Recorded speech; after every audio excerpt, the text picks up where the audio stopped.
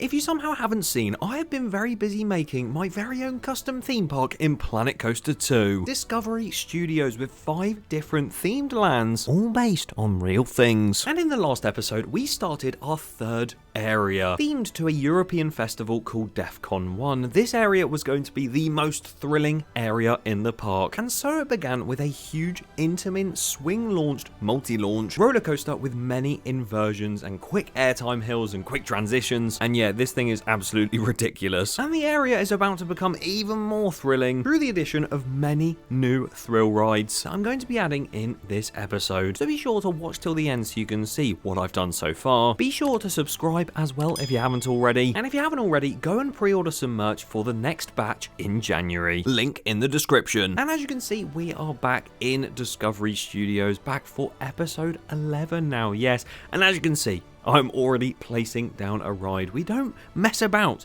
with this series. Straight into building. And I actually do need to talk about this a little bit before we fully introduce what's going on in this episode. As you can see, I am building a Mondale top scan. Now you might be thinking, oh, you know, it's just a classic ride, like what's so special about that? Well, this is actually a new ride in the brand new Toy Box Pack DLC.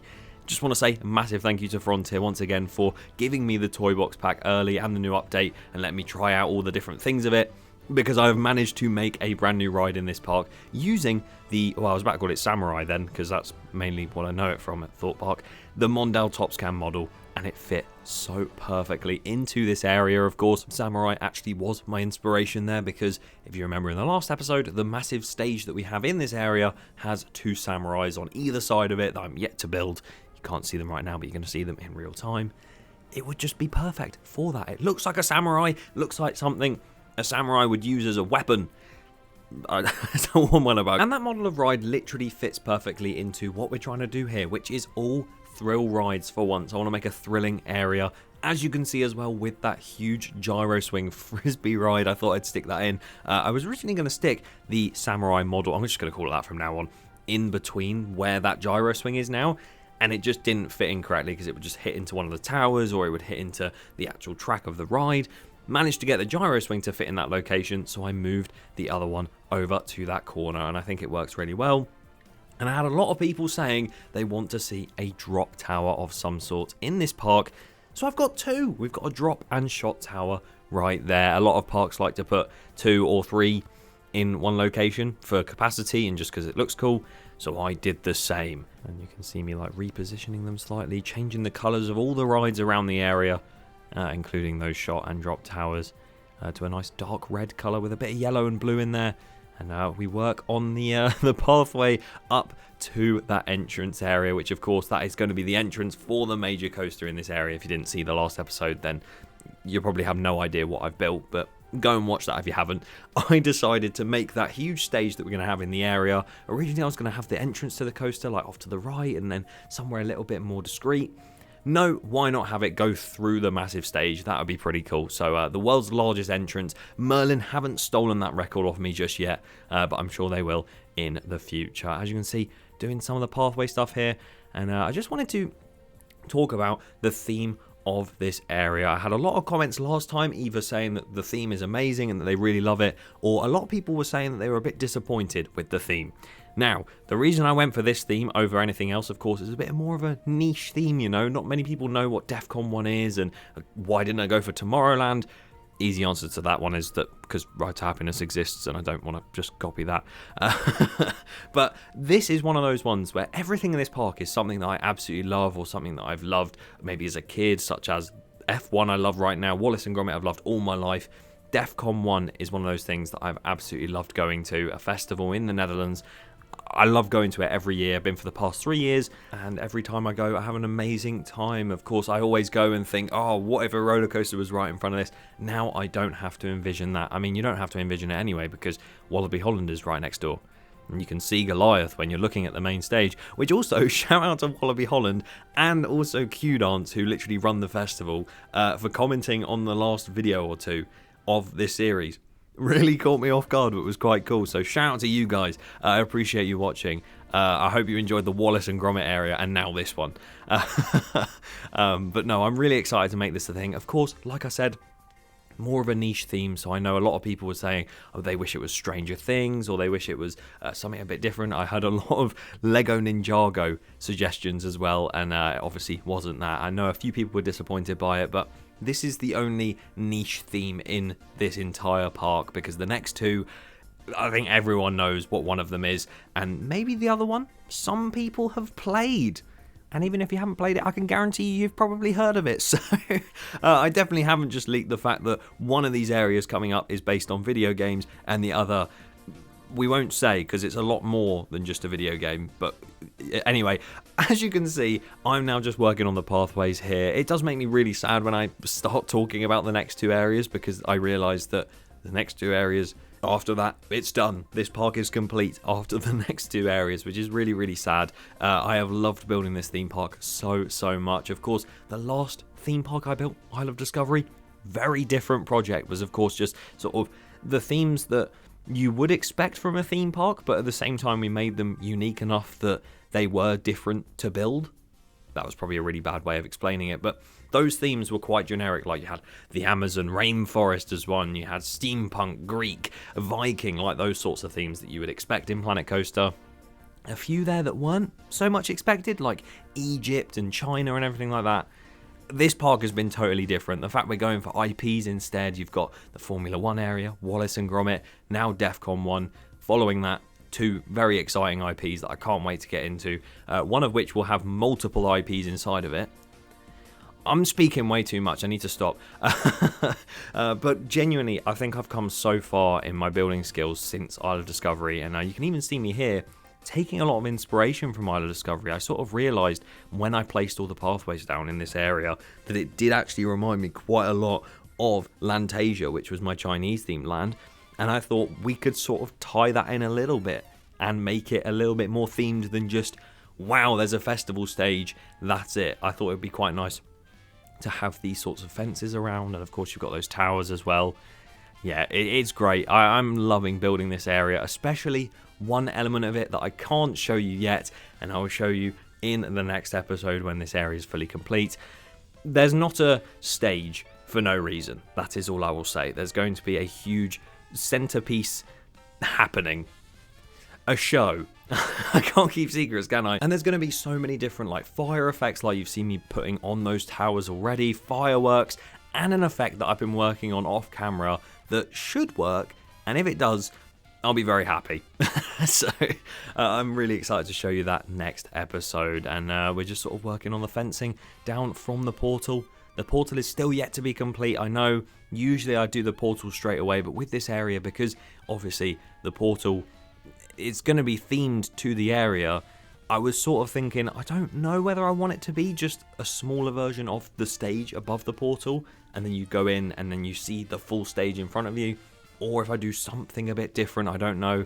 I was sort of leaving it until I finish the area so I know what I've put a lot of in it, so I don't put too much of it on the portal. That might not have made sense, but my mind works in ways that I don't think is understandable sometimes. Keeping going along with those fences, as you can see, I stopped for a minute there, what happened there? As you can see, going around the tower, and just having these flat rides makes the area feel a lot more complete. You know, you've got the Tomorrowland sort of themed, well, it's not, I don't know if it's themed really. The Ride to Happiness area itself is themed, but it's more of like a nice aesthetic than it is theming, that's the word. And I didn't want it to be like that. I didn't want it to just revolve around one coaster, because literally Ride to Happiness is the only coaster with that sort of unique vibe and theme in that park. I wanted more rides. I wanted to put maybe a flat ride or two. Somehow I've managed to fit in 4 technically, which is a result. Was not expecting that. I was thinking, you might have seen whilst I was building those flat rides, of a water ride of some sort. I was also thinking, why shouldn't I make a roller coaster, like going round the bigger roller coaster in the area, maybe like more of a family one but still thrilling enough? No, thought against that, don't want to do that. The water ride I completely put off, because in the next 2 areas there will be some very, very prominent water rides. Again, revealing way too much. And yeah, I thought it would just work best with this one thrill coaster and some thrill flat rides, because we've got what the F1 area has: family flat rides with a family thrill coaster, The Wallace and Gromit area is just full of random stuff, isn't it? It's got like a family fun fair-esque area with family flat rides and a coaster, and then it's got a big family coaster and a family dark rides. There's a lot of family going on, you see. So this area could be the thrill one, and the rest of the areas can be family thrill, maybe even a kids area, who knows. There's going to be loads of stuff, so I'm very excited to build the next two, but there will be a lot more prominent themes than this one. So any of you who are disappointed by this theme, don't worry, there's only one more episode to go of this, and we're just going to be theming it up and making it look a lot nicer than it does right now. Of course, the coaster itself, that first launch and the sort of turn to that, and obviously the turns afterwards to the swing launch, all of that needs to be themed as well. So there'll be a lot of theming to do. It won't just be, oh guys, big festival, rave guys. No, nothing like that. It'll all be theming up the coaster that is the most thrilling, the tallest and the fastest at the park, and just having a good time, you know. So yeah, hopefully you guys who were a little bit disappointed can understand why I've made this area now, and hopefully understand as well this is the final niche themed area in the park before we move on to the next two, which are very well known. As you can see, putting in a nice river now. I thought we had to have a bit of water in there, and also with the sort of rock face walls that are going to be up the side where you can see me sort of terraforming a little bit here, it'd be perfect because you can have some rocks going up there and a waterfall crashing down into that river. Thought that'd be really nice up that side of the wall. Gets very close to the car park. As you can see, it's quite a nice view from the car park because you can just see the massive outer bank facing the opposite way, and the stage from there as well. I'll show you that in real time later. And it's just been really fun trying to actually like work out how to use sight lines properly within the park and outside the park again, because of course in the Wallace and Gromit theme land I built that huge dark ride and I was like, oh no, you're going to be able to see the warehouse of it from a million miles away. You literally can't see it at all behind West Wallaby Street, which is fantastic. Even the F1 area, there was a few little sightline things here and there, how I didn't want you to be able to look into the Wallace and Gromit theme land and see the main Studio 2 building. That's all sorted, so to have that challenge once again at probably the biggest scale ever is pretty cool. So yeah, this structure, the main stage, is about 250 feet tall above ground. To try and hide that away from when you're sort of walking down into the park, it's going to be a bit tricky, but I'm down to give it a try, because to be fair, if it doesn't go right and you can see it from elsewhere in the park, who cares, man? It just looks cool. It looks cool from anywhere you look, and especially if it's going to be having some fireworks and some other stuff, I think it's going to look even cooler. So yeah, I'm happy to have it however it ends up being, but I'm going to try and hide it as much as I can to make it more immersive, because why not? As you can see though, I am now building a queue line. Yes, you may be thinking, why haven't you used the actual queue pieces? Because at first I thought, yeah, let's just have like two queues going alongside each other and then getting to the back where the drop towers are and then just going into their separate drop towers. No, that's not how most of these dual drop towers work. You queue up in the same queue line, get to a certain point and it goes, which one do you want to ride, shot or drop? You choose and you go in that one. So I've decided, you see that sort of funnel-esque shape there where it goes into these two queue lines, technically speaking. I decided that is where I would have that sort of split off point, and it would go down like that. Of course, we did build a Zamperla Nebulas, I believe, 2 of them in the previous park I built, called Ratchet and Clank, and that was quite fun because I made a queue like this where it would split off right at the end. You could either go on Ratchet or go on Clank, and it would literally be like, you know, just a normal pathway right until the entrances of the ride. So I thought I'd take a bit of inspo from that. Not the only inspo from that in the park. And as you can see, putting some rocks down. And I tried to put some rocks down, quite clearly. I decided not to and decided against that and put some fences in instead. Yeah, it's just about making this area look a lot nicer. And like I said, loads of inspo from the Chinese theme land, Lantasia, from my previous park. I decided to sort of go with that vibe because it really suits the Defqon theme. I think, well, the colour scheme anyway, it suits that quite a lot. And then putting in a nice op cabin, which is kind of silly now thinking about it because there's 2 operator booths right next to the rides. Oh dear, what am I doing with myself? But I kind of brushed over it at the start and I want to go back to it. The Toy Box Pack and the free update that came with it. You may have seen the other day I did post a video where I actually went into sort of the in-depth information of what was actually in the update and DLC, and I sort of spoke about everything with a bit of B-roll that they sent me over, which again, thanks to Frontier for sending that over. And now I got to play it early, which again, very grateful for that opportunity. Thank you again, Frontier. It's so much fun, this new DLC pack, and when you look at the theming, for instance, all the toy stuff like the crayons and the pencils, the rubbers, everything like that, or erasers if you are American. And you might think, like I very much did when I first saw it, why am I going to use any of that toy theming in any of my parks if I'm not building a toy-themed area? Now, I thought that exact same thing until they showed us all of the pieces that were in it, and I got my hands on it. Oh my god. Some of the pieces are amazing. The paint decals are some of my favourite things because I've actually been able to use them quite a lot on the actual stage itself. Trying to make those samurais was hell, but putting those paint decals on it to make that sort of little detailing, amazing.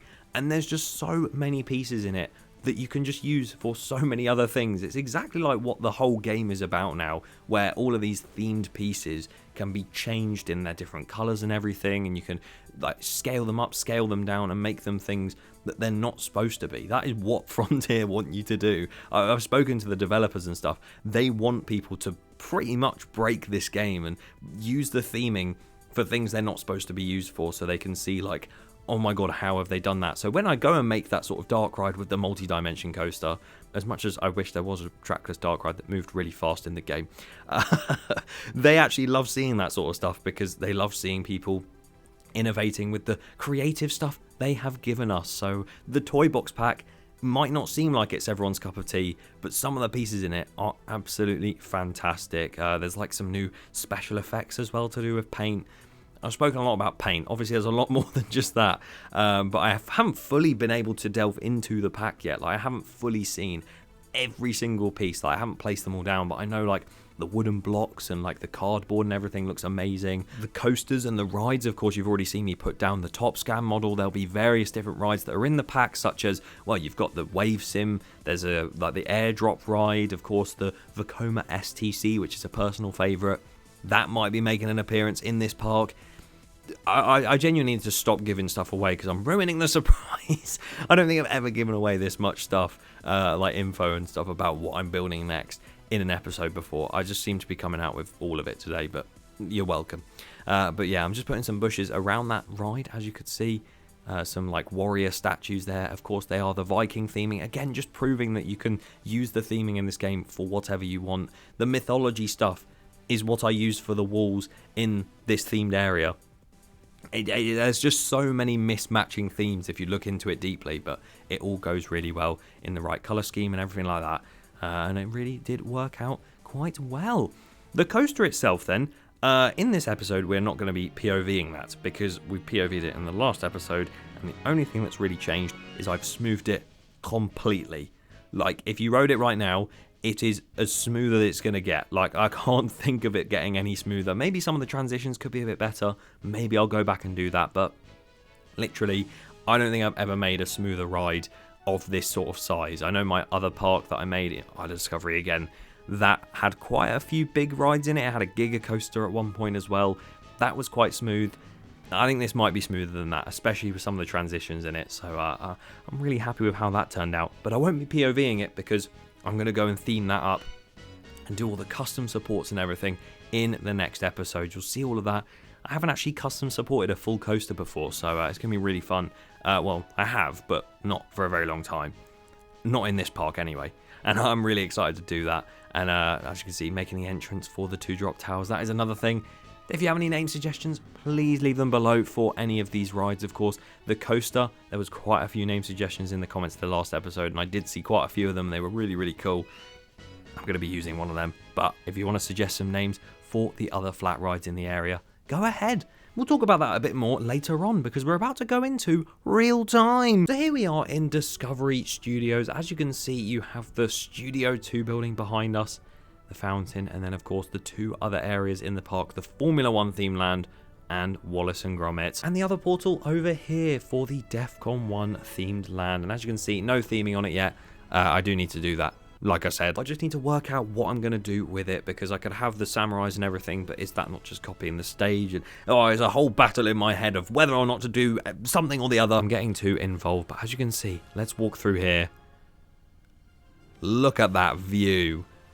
What a reveal that is. I actually haven't seen that before. That is insane. Kind of want to do it again. Whoa, look at that. And here comes the coaster off to the right. Straight over the airtime hill down the center. Damn. There you go. There are the samurais, left and right of it, copied from the real life stage. And there's the rest of the stage. That is pretty much complete now. Obviously, the coaster itself is not, because it's floating currently. But yeah, the stage itself, pretty much done.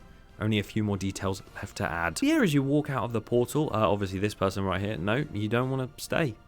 See you later. You can either go left or right down the ramps, or you can go down here via the stairs. And look at this. Straight over the pathway. There'll be supports, of course, left and right. There won't be one directly in the middle, because that'd be really annoying. But I wanted it so you can look at the areas that don't have the stage and still think, oh, this is a really nicely presented area. Like very sort of, you know, nice aesthetically, with the sort of river and the waterfall and the coaster going around. And then you have these towers and then the big stage. But we'll have a walk around then. Of course, starting on the left hand side, you have these 2 shot and drop towers, which currently do not have a name, of course, and the entrance to that is right here, although it would have been under this sort of shadow here, but you kind of can't see it from anywhere else, so I moved it off to the left. So you have a name suggestion for these shot and drop towers, whether it be a name together or one that sort of, you know, covers both of them. Leave it in the comments. I'd be very interested to see what you guys come up with. Then as we keep walking down, you'll obviously have some seating areas as well, and then you have the entrance to the Mondale Top Scan, which is kind of a crazy view of that outer bank. That's mental. And as you can see, there it is going round right in front of us, and I think it does blend in quite nicely with the stage and the sort of coaster going behind it. You can get some mad views of that coaster around this area. Actually crazy. Although I think that just went through the tree. I mean, it might have, or that was just very close. But yeah, this ride also needs a name. So if you have any suggestions for this one, then leave that in the comments as well. I know I'm asking a lot, sorry. But yeah, just the way the sun gleams down from that show stage. And then, of course, you've got the coaster off to the left and that ride in front. Just mental. And this one over here has a similar thing with the sort of, you know, blades on the top, Defqon logo up there, and the pendulum swinging back and forth. This will also need a name, and the entrance can be found right in front of me right here. So again, name suggestions very much welcome in the comments. Once again, some nice water below with the coaster running up top. And yeah, this whole area is just going to look not exactly like this, because there's still a lot of like terrain work and a few rocks and stuff that I need to put down. Somewhat like that though, and it will look like that throughout the entire area, because it's not finished yet, because there's still this staircase that will lead up to the next themed area up here, which there is the portal of it. Ooh. And I think this stairway, even coming through here, would give you an insane view of this area as well. Look at that. So cool. But as you can see, the fences are up, and you will be able to eventually walk up here all the way underneath. Oh my god, I have not seen that view before, into the entrance of the ride. I need to get that view once again. Imagine seeing this as you're about to enter onto that coaster. Mind-blowing. And the fact as well that this isn't fully complete, and we're going to have a huge show that is going to happen right in front of your eyes on this stage. I cannot wait to show you guys what I've been working on with that, and I really do hope you guys like it. What do you guys think to the brand new rides that I've put in this area? If you have any name suggestions, leave them in the comments, and make sure if you did enjoy to subscribe to the channel as well, so you don't miss the next episode, because we're going to be finishing this entire themed area and moving on to the next, which will be teased at the end of next episode. So yeah, subscribe so you don't miss it. Bye bye now.